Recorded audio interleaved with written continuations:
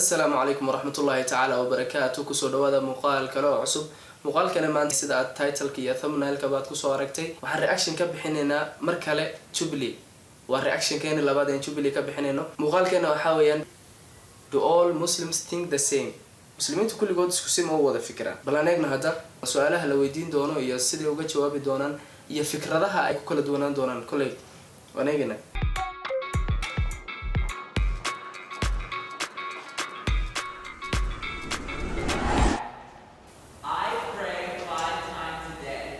Okay, سؤال شكو بعد اللي ويدي صلاة دوية 3, 2, 1 Okay كتضبط اللي ينكدين عميدك تقوى strongly agree وسب وحدة بانو أقبلي ويان أو سي محي هذي سوين بانو أقبلي agree وان أقبلي somewhat agree وان اسكا أقبلي اسكا با كوشرت مقرنسا كبحدة ايه كوشرة كالي وحاول يعني سونا و 50-50 وين لبدا دنا somewhat disagree one year ديدناي disagree وان ديدناي strongly disagree ستوسا بانو ديدناي قف مسلم ما وحو بديه كريم با ستوسا بان يعني او اقبلين ان صلاه تك حتى هادو ترك صلاه يا ونا تكنين دي كل غدها وحو اسكا ليهي شيطان با دوفسدي مو يعني كل غدها uu ka aqbalsan yahay bay ka dhigan tahay 3, 2, 1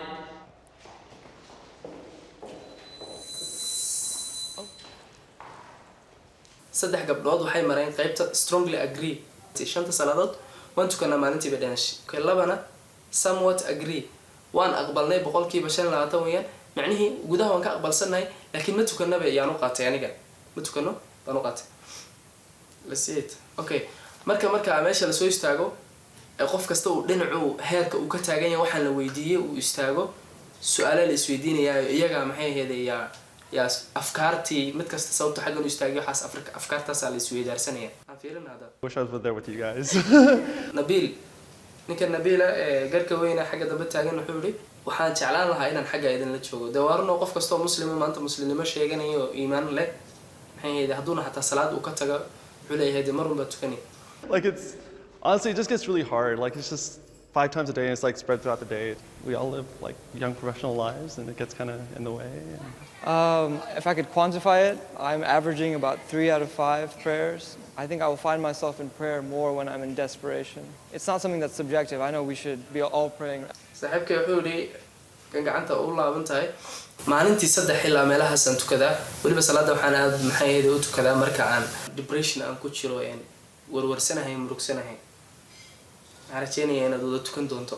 I just want to say it takes a lot of guts to be honest and say that. I honestly believe that if you feel it in your heart that you have a strong relationship with God, God will have mercy on you with whatever you're dealing with. So being on this line doesn't mean it's like a piece of cake Exactly. to do the 5 daily prayers. It is a struggle, it's a challenge. I was working in a corporate environment where I could not صلاة ويفضل لكن يفضل قف إلى أفضل دي بأفضل الله ينفضل دي.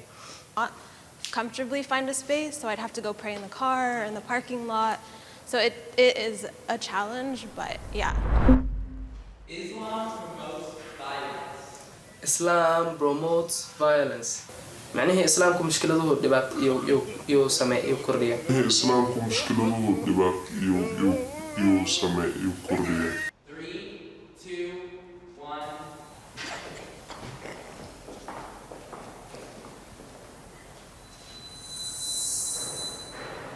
لحظة وقف شن كمدا waxay istaageen line-ka ugu shisheeyay strongly disagree waana run Islam hadaad maqasho waa nabadgelyo weeyaan marka midna wuxuu istaagay somewhat disagree xoogaa waan diidanahay macnaheedu mushkilada jira buu ninkan yar leeyahay baan u maleynayaa anagna.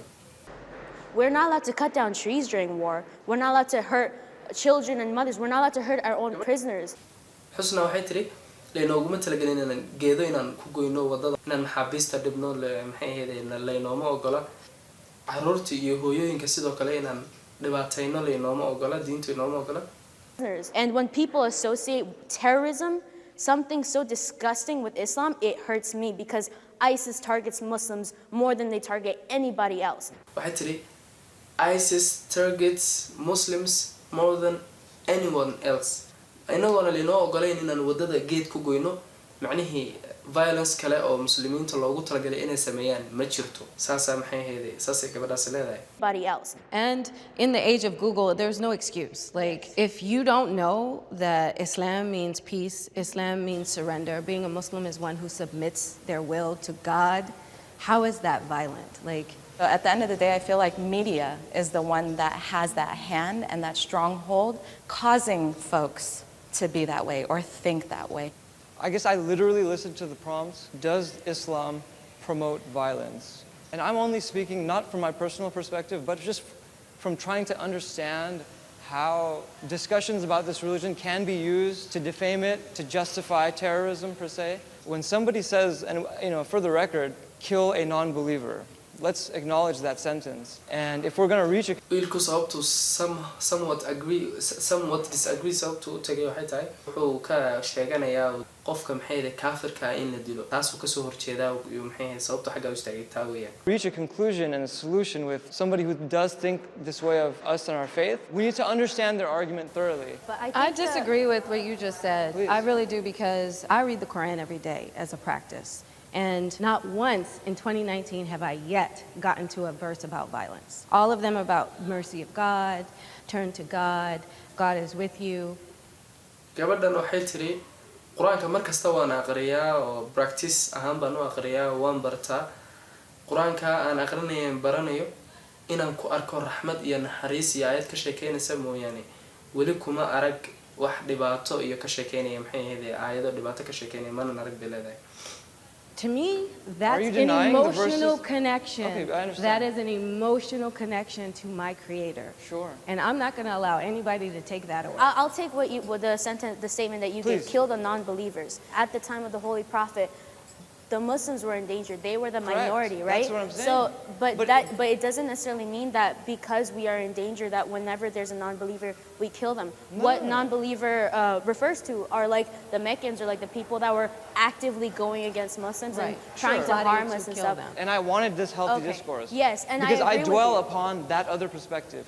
I didn't grow up proud of those verses because I didn't understand them. Yeah, But and now that I several do have times- full understanding, I know that it's important to keep not a one-dimensional perspective, but not even accept the others, but thoroughly understand it. Hijab should be mandatory. takale waxa weeyaan hijab should be mandatory hijabku waa qasab 3, 2, 1.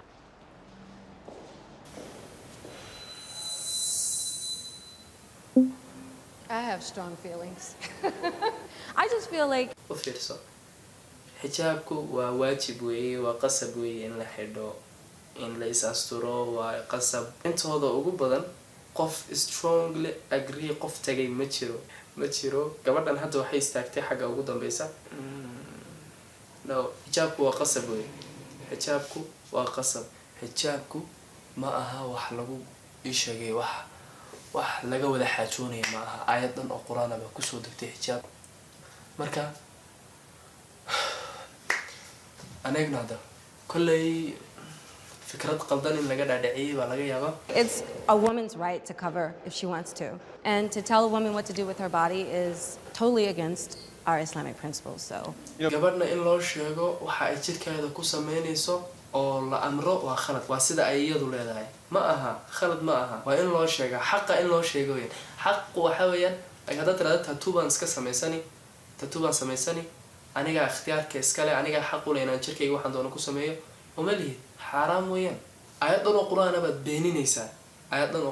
beeninaysaa markaasaan leedahay maxaa dhihi jiray shimbir kasta codkeeda cilaa soomayn Being a guy here, I just made a really conscious decision to be like somewhat agree because people don't understand that hijab is like a concept as far as like it's not just like the actual headscarf. Islam really promotes the idea of modesty, and that's how you get closer to God. And if you feel like having a headscarf is a way for you to get closer to God, then so be it. 100% agree with that because it's not just a headscarf, it's your behavior, it's a personality, it's how you treat your friends and your neighbors. Yeah, for a lot of people, the process is build my courage, my bravery, and my confidence, and then wear the scarf. For me, it was kind of reversed. I started with the scarf because I knew that I was not going to build that bravery unless I started wearing it. Because when you put it on, you start acting different, you start acting nicer, you're kinder, because now you're representing your religion, your faith. mar alla markaad xijaab xirato bay tiri maxay ahayd kaliya maxay ahayd isma qarinaysid oo wax ma xiranaysid laakiin sidoo kale waad naxariis badnaanaysaa dadkaad u fiicnaanaysaa waad wanaagsananaysaa sababtoo ah waxaad xambaarsan tahay diintaadii baad yaad maxay ahayd matalaysaa bay ka dhigan tahay dadkii kale maadaamaad ku dhex jirta ee gaalada ah maxay ahayd waxa diintaada sharaf dhac ku keenaya oo dhan baad yaad iska ilaalinaysaa ee loo odhan lahaa qofkaas oo muslim saas u sameeyey taasina waxaan u malaynayaa in iyada laftirkeedu tahay suurtagal. You make me think really deep about that because I've been struggling. I wore it when I was about 15. I tried it out. But it's been a struggle because internally I want to be a better Muslimah, that I'm going to represent to society before my outer side represents Islam. I face discrimination for my religion. qof kale waa la itakooray diinteeda la igu takooray haddii aad leedahay bay mashakal istaag. 3, 2, 1.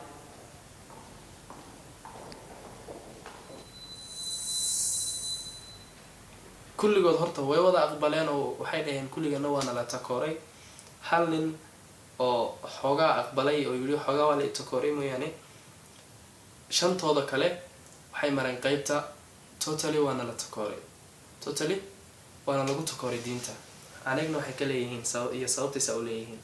Though I'm not a traditional Muslim female, I don't wear the scarf. When I was younger, I'd be walking home from the masjid with my mom. She wears the hijab. This was before September 11th even happening. She would get teenagers in cars driving by, spitting on us, cursing at us. She would always say, just brush it off.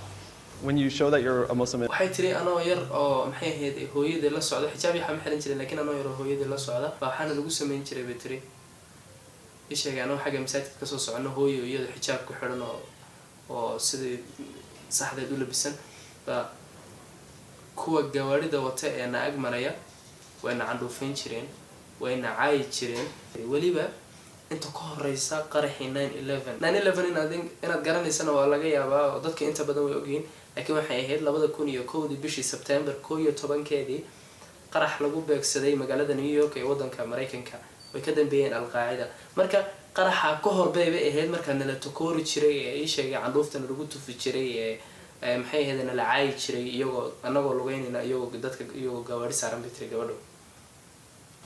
when you show that you're a Muslim in any way, people kind of like you get those glances every so often. But what happened was that after like all this like election things happened, it's funny, people who you grew up with, people who you knew your entire lives are kind of looking at you a little differently. You know, so that kind of threw me off a little bit. I was like, wait a second, like, you know me. I didn't think this would be an issue, you know? I personally have not experienced explicit discrimination. xulay ana wax saasa kama dhihi karo oo dhibaato inta leeg anu maanan arago dhibaato weyn maanan arkin buu taagay. I conveniently can shave my beard and try to compensate almost, and it's sad to admit, but I know it's not my job to create a comfort space for another person. However, I would say that if you do guys confront it explicitly, try to think of it as an opportunity to teach as opposed to reacting with emotion. Women are equal to men. Okay, waa arrin aad xasaasi oo arrintan in badan baa la isweydiiyaa waxaa weeyaan women are equal to men dumarka iyo raggu waa siman yihiin. 3, 2, 1.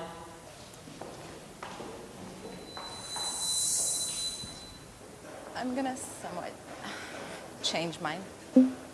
Wow. I had to think about it. hal nin oo dhinacan somewhat agree maray mooyaane xooga somewhat disagree xoogaa uu yar diidan yahay mooyaane inta kale dhinaca aqbalkay u badan yihiin oo kulligood dhinaca aqbalkay mareen ama in badan ha aqbalaan ama in yar ha aqbalaan. So the reason I still don't agree and not strongly agree is that my understanding of human beings is that that women and men in general have different roles. You know, men cannot bear children, women do. In Islam, there's no discriminatory. ma hadalkii gabadhu tiri baa ninka soo celiyay ee ah way kala roolal duwan yihiin ragga iyo dumarku mise si kale buu isaga soo noqday. gabadhu waxay taagan tahay dumarku ilmo way korin karaan oo ilmo way barbaarin karaan laakiin raggu ma barbaarin karaan waa run laakiin equality markii la yiraahdo equality-ga laga hadlayo taas ma aha. There's nothing that a man can do that a woman cannot.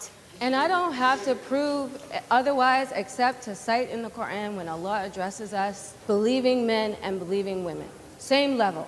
No, disagree. Same level. I read the Quran, verbatim. so you can't tell me. This, in the court of brother. law, the No. Quran explicitly states I'm sorry. 2 female witnesses carry the weight of sorry. 1 male. And I'm that's why I sorry. stood over there. I personally feel, and if it were up to me, it would be 50-50. There is no discrimination on my personal bias, but why are you standing there? I'm acknowledging that the Quran prescribes something here, right? No.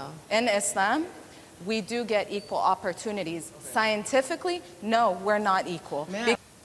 waxay tiri gabadhani islaamka waxaan helnaa fursado isla eg oo same oo 50-50 scientifically ma isku mid manihin sababtoo ah raggu waxyaalo badan ay sameyn karaan oo dumarku sameyn karin baa jira taa markii laga hadlo waa run wax ay dumarku sameyn karaan oo raggu ayna sameyn karin baa jira wax raggu sameyn karaan oo dumarku ayna sameyn karin way jiraan.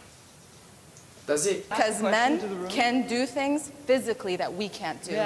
Women can do things that men can't do. So my question would be, what aspect are we discussing? Sure. Personal belief versus Islamic belief versus societal belief, that's 3 different things. If I'm saying personally, I believe women can be greater than men. I believe women have... Islam says that. However, Islam promotes that. Astaghfirullah. Completely, yeah. You can be Muslim and part of the LGBT community. waatan hadda arrintu meesha xiisaha ka yeelanayso arrintu meesha ay ka kululaanayso ay dabka ka noqonayso xiise kaliya meesha ay arrintu dabka ka noqonayso waatan you can be a Muslim and a part of the LGBT community.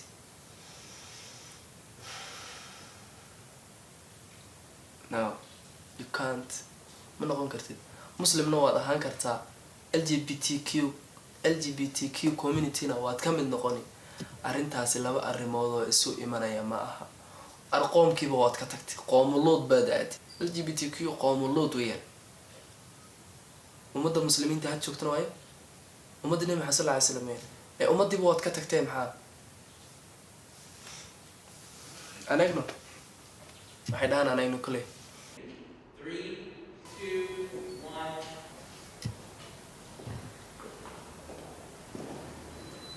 hal second saddex second lama gaadhin saddex ka mid ah strongly agree bay tageen saddex ka mid ah strongly agree bay tageen maca Allah idinku taal. It's such a broad question that I'm gonna stand here just to be on the safe side. kulligood wada agree bay mareen LGBT na waad ahaan kartaa muslim na waad ahaan kartaa kulligood agree bay mareen balaaya idin dhufatay oo ku go-ay awowgiin la aadaa.